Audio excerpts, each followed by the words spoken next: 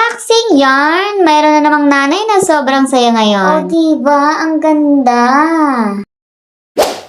Hello mga mi! Tara, samahan nyo nga ako mag-ayos ng aming mga pagkain dito sa bahay. Inaayos ko nga to dahil ilalagay ko nga siya sa mas maayos pa na lagayan. Bumili nga ako ng mga kitchen organizer kanina, kaya nga to bigla-bigla akong naglilinis. Iba talaga ang nagagawa ng isang nanay kapag may nabibili sila ng para dito sa bahay. At ito na nga ako, iniisa-isa ko na nga ibaba yung mga laman ng aming cabinet. Ito nga yung nagsisilbing mini pantry namin. Uy, may pantry yan. Diba? Lakas makasocial, may pantry. Pero yung lagay ng pagkain, naka-nido box lang. Diba? Maparaan ako. Sa dami nga na box na dumaan sa amin, isa nga lang yung nagawa ko. Ngayon nga ay mapapalitan ko na siya. Baka nga kasi matagal na siyang naiinip sa loob dahil nga mag-isa nga lang siya. Charis. Lahat nga ng ori ng box na meron dito sa bahay ay ginagamit ko nga. Mapaglagyan ko lang ng mga pagkain.